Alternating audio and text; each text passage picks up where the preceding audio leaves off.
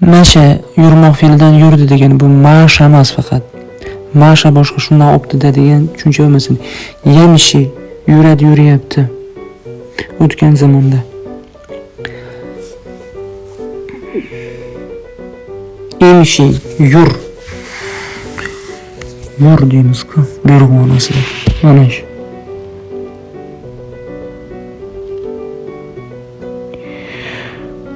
Yemishi yur. Mashyun yurmoq, yurish, yuruvchi degan ma'nolarni bildiradi. Yurmoq kerak demoqchi bo'lsanglar ham shuni aytasizlar, mashyun yurish kerak demoqchi bo'lsanglar ham shuni, yuruvchi inson demoqchi bo'lsanglar ham shuni aytasizlar. Wada'a qo'ymoq fe'lidan qo'ydi. Yada'u qo'yadi, qo'yapti. Endi shu joyga qo'y, stulga qo'y mana narsani deymiz-ku. Da qo'y. Mana buyruq ma'nosi qo'ymoq fe'li bu. Wada'un qo'ymoq, qo'yuvchi, qo'yish degan ma'noni bildiradi. Qo'yish, shu joyga qo'yish narsani qo'yuvchi inson deymiz-ku. Ja'a keldi. Yaji'u keladi, kelyapti. O'sha wada'ni qo'y, mana shu joyga qo'yasan deymiz-ku. Masalan, ji kel. Kelmoq fe'lining buyrug'i ji kel. Ta'ala ham bor edi. Ta'ala o'g'il bolaga kel, ta'ali qiz bolaga kel. U ham kel degan. Uni yozuvdik, qiluvdik uni. Naji'un kelmoq, kelish, keluvchi degan ma'nolarni beradi. Kelmoq, kelish, keladigan keluvchi inson yoki kelish kerak, kelmoq kerak deymiz-ku. Ana shu narsalarni mana shu fe'l beradi. Hurmatli obunachilar, vada'a qo'ymoq fe'lidan qo'ydi degan mana qo'ydi, joyiga qo'y bu narsani yoki qo'yadi joyiga, qo'ydim joyiga, mana ushkani qo'ydim. Umuman nimani qo'ymoqchi bo'lsanglar, predmetga nisbatan ishlataverasizlar. Nimani qo'ymoqchi bo'lsanglar, televizor qo'yasizlarmi, nimani qo'ymoqchi bo'lsanglar, predmetga nisbatan любой narsani umuman qo'ymoq fe'lida bu. Qo'y hayvon emas, ya'ni bizdagi qo'y tushunchasi emas. Qo'y boshqa hayvonni boshqalardan qolib ketgan hayvon turlarini qilamiz hali. Lekin unga ahli bor, xudo xolasa. Inshaalloh. Bara uchladi, qalam chiqargach, ya'ni qalamni uchladi, chiqardi. Imini qalamga nisbatan atalab qams ichiga yozib qo'ydim mana. Bara qalamni uchladi. Bara qalamni uchladi. Alif maqsura qoidasi buni arab boshlang'ich arab tilini tugatgan, arab tilini bilan shug'ullanadigan, arab tilida o'qishi biladigan obunachilar, insonlar yaxshi biladi. Yeni qachon o'qish kerak emasligini. Ye bo'lsa, bari bo'lsa, yeni o'qisa bo'ladi. Agar kasra bo'lsa, kasra bo'lganda harakatsiz yeni o'qisa bo'ladi. O'shanda ham eshitilib eshitmaydigan joyda, o'shanda ham o'qimaydi, eshitilib eshitmaydigan darajada berib qo'yadi. Agar fatha bo'ladigan bo'lsa, bara bo'lib ye o'qilmaydi, yozilmasa-da o'qilmaydigan harflar degan qoidaga kirib ketadi. Yabri uchlaydi, uchlayapti o'tgan zamonda, ya'ni qalamga nisbatan qalamni uchlaydi, uchlayapti. Mana sizlarga yana bitta isbot shunga. Shu narsaga hurmatli obunachilar. Shu qalamni uchlaydi, uchlayapti mana hozir deymiz-ku. Mana shu. Mana endi yabri bilan kelyapti. Yay sifatini, yay sifati harakat yo'q, chunki yozilmasa-da o'qiladigan harflarda yeni o'qimaslik harf yozilmasa, o'sha ya'ni harakat qo'yilmasa harfga, o'qilmaydi. Faqat kasra bo'lganda unda ham eshitilib eshitmaydigan darajada o'sha krem masalan tortni kremi yedirilib ketiladi-ku, kremi shimib ketiladi-ku tortni ichiga. Xuddi shunaqa bo'lishi kerak. Yedirib ketish kerak. Ibri uchla. Uchlamoq fe'lini buyrug'i. Ibri qalamni uchla, tezroq uchla. Chizishimiz kerak deymiz-ku, mana shu. Ibri qalamni uchla. Endi mana shu narsani bilib olinglar deb men nima qildim? Qams ichiga yozib qo'ydim. Uchlamoq, uchlash, uchlayapti desam bo'ladi, lekin men qalamni deb ham yana takror aytyapman. Qalamni uchla. Bariyun qalamni uchlash, qalamni uchlamoq, qalamni uchlovchi. Ya'ni qalamni uchlovchi inson, qalamni uchlamoq kerak yoki uchlash kerak qalamni tezroq deymiz-ku. Ana shu ma'nolarda ishlatiladi. Variantga qarab, gapni holatiga qarab yoki gapni qanaqa mazmunda berishingizga qarab ishlataverasizlar. Buni anaqasi yo'q. Hurmatli obunachilar. shunaqa narsa. Endi bir yo'l, endi yeni o'qiymiz. Boya deganda harakat keldi. Harakat kelsa o'qiymiz endi. Harakatsiz bo'lsa o'qimaymiz. Ana shunda ham a bo'lsa, bara bo'lsa masalan. Bari bo'lsa o'qiymiz endi. Harakatsiz o'shandan eshitmaydigan darajada. Allama o'rgatdi, o'rgatmoq fe'lidan o'rgatdi degani. Allama o'rgatmoq fe'lidan o'rgatdi degani. Ayn belgisi tutuq belgisi bilan ifodalanadi. Chunki ayn harfi o'zbek tilida yo'q, bilasizlar. Qur'onni boshlang'ich masalan o'zbek tilida yozilgan Qur'ondan ba'zi kichik suralar degan kitoblarni ko'rsanglar, kiril alifbosida yoziladi-ku. Ana shunda ayn belgisini tutuq belgisi bilan ifodalaydi. Xohlasanglar o'zbekcha variantini ochib, keyin Qur'onni ochib ko'ringlar.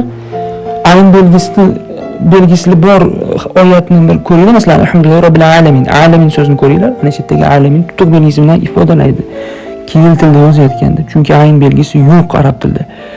Tuallimu o'rgatadi, o'rgatyapti. Tuallimu o'rgatadi, o'rgatyapti. Majbur beradi, majbur berishga shart. Qanaqadir variantda mana berish kerak. Bu majbur berishga shart.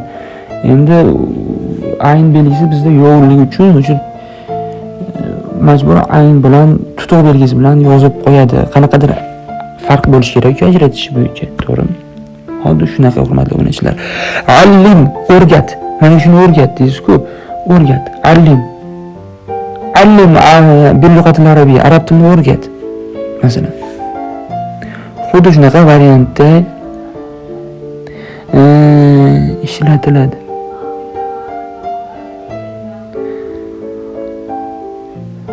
O'shanga shunaqa holat bilan ishlataverasizlar, hurmatli obunachilar. Agar onam ovozlari eshitayotgan bo'lsa, xafa bo'lmaysizlar. Onam oshxonadagilar. Senga shunaqa holat. Hozir ishlataverasizlar. Tuallimun. To'g'ri, tuallimun. Yana eshitmaydigan darajada o'qitib qo'yaylik. Ya'ni berib qo'yaylik, o'qib qo'yaylik, ya'ni o'qitib qo'yaylik debman, o'qib qo'yaylik. O'rgatmoq, o'rgatish, o'rgatuvchi degan ma'noni bildiradi. Holatga qarab, vaziyatga qarab ishlataverasizlar buni, hurmatli obunachilar. Hayajon bosyapti, o'shanga xafa bo'lmaysizlar. Gaplarim chalkashib ketayotgan bo'lsa, tuallimu ta'allama o'rgat, ta'lim olmoq fe'lidan ta'lim oldi degani. Ta'allama. Boya allama o'rgatdi, endi ta'allama ta'lim oldi, ta'lim olmoq fe'lidan. Ta'lim oldi degani. Allama, tuallama, allama fe'li bilan bog'liq bo'lgani uchun ketma-ket berdik.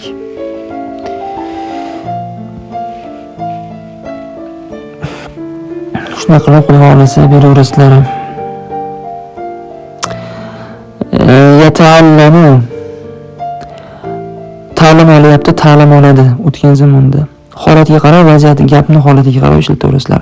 Ta'lim oladi demoqchi bo'lsanglar ham yata'allamu deysizlar, ta'lim olyapti deysizlar ham yata'allamu deysizlar. Bu faqat hozirgi butun mana shu fe'l hozir qilyapmiz-ku, hozir mana shu butun videolarimni chiqargan videolarim hammasi o'g'il bola uchun, qiz bola uchun ham xudo xolasa qilamiz. Qiz bola uchun ham qilinadi. Faqat ozgina sabr qilinglar. Hop, qiz bola uchun ham qilamiz. Shunisi birinchi anaqasini kitobini, lug'at kitobini tugatib olaylik, birinchi qismini. Xudo xolasa qilamiz.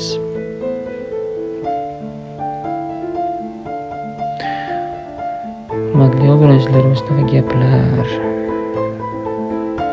Demak, yata'allamu ta'lim oladi, ta'lim olyapti degani o'tgan zamonda. Mana sizlarga ismon yata'allamu bo'lyapti. Tutuq belgisini uzun ikkita yozib qo'yibman, mana to'g'rilab qo'yaman. Sizlarga ko'rinmaydi, nimada to'g'rilab olamiz. Xafa bo'lmaysizlar. Tutuq belgisini ikkita tushirib qo'yibman. To'g'rilaymiz buni.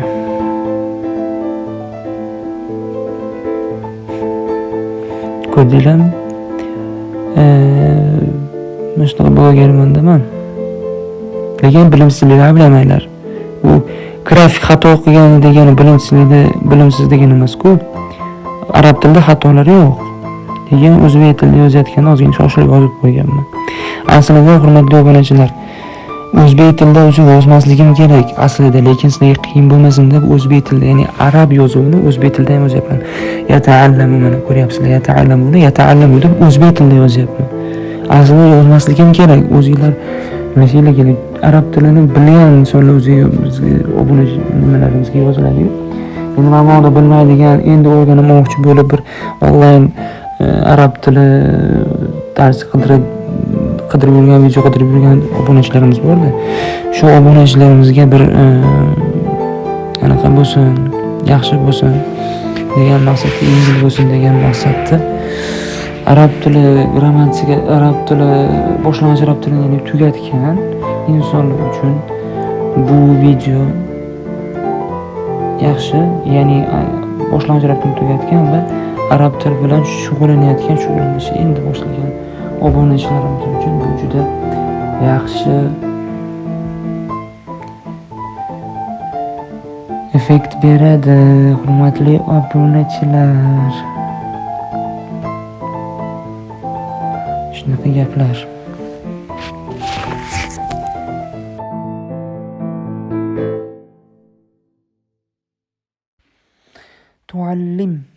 Ta'allim, uzr.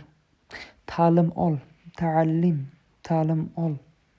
Yana sizlarga isbot, yana tutuq belgisi bilan kelayotganim uchun allama so'zini yozmayapman, tutuq belgisi bilan ifodalayapman. Holatni tutuq belgisi bilan ifodalaymiz. Umuman ayn harfi arab tilida tutuq belgisi bilan ifodalanadi. Ta'allim, ta'lim ol degani, ta'lim olmoq fe'lini buyrug'i, ta'lim ol. Yoki tata'allim, ta'lim olasan chetda. Ya'ni anta sen degan o'g'il bolaga, qiz bolaga anti sen degan. Anta tata'allim desa ham bo'ladi, chunki antadan teni olib o'sha ta'allama so'ziga yopishtirib qo'yadi, ana shu yerda sen degan ma'noni bildiradi.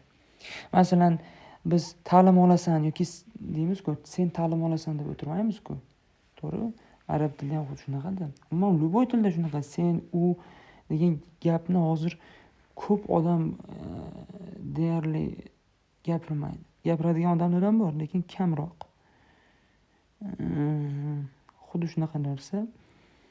Anta fe'li senni o'shandan ta qismini olib o'sha fe'lga yopishtirib qo'ysa bo'ldi. Shu yerda olasan degan ma'noni bildirish shart emas.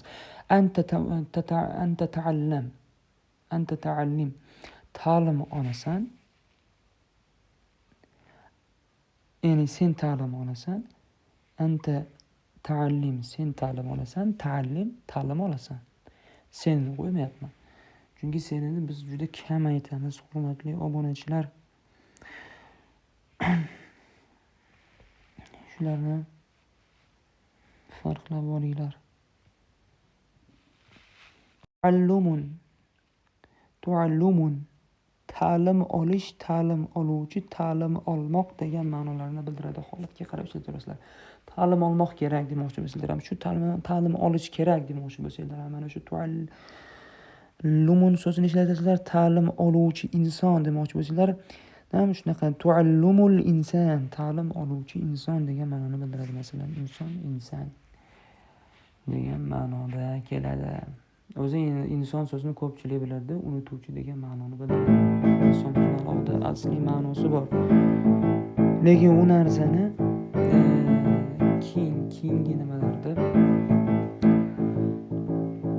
inson fe'lini keyingi unutmoq, unutuvchi, unutish kerak degan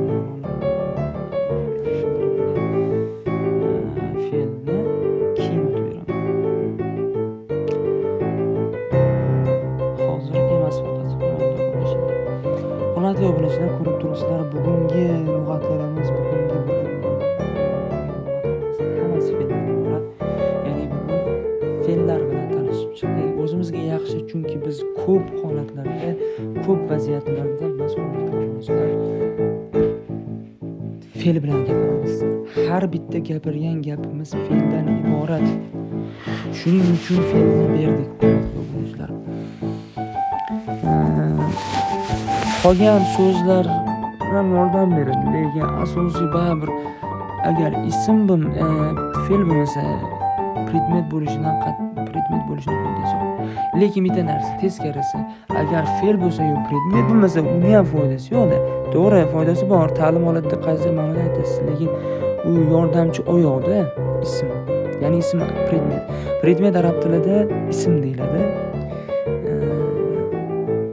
Buni boshlang'ich arab tili grammatikasini Navbat Ibragimov o'qib qaysidir muddat o'rta holatiga yoki Navbat Ibragimov grammatikasini tugatgan o'quvchilar yaxshi bilishadi. Ism, fe'l, harf degan tushunchalar bor. Buni yaxshi bilishadi o'quvchilar. Xolos shunaqa qilib ketaverasizlar. Sog' bo'linglar, charchamanglar. Bugungi lug'atlarimiz shulardan iborat edi. Sog' bo'linglar, salomat bo'linglar.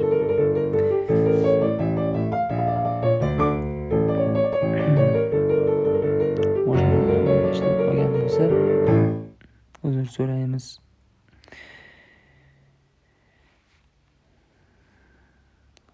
Xullas, shunaqa gaplar.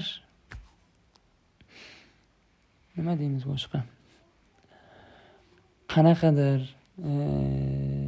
takliflar bo'ladigan bo'lsa, marhamat. Videolarimizni tarqatinglar. Qo'ldan kelgancha maksimal darajada sog' bo'ling.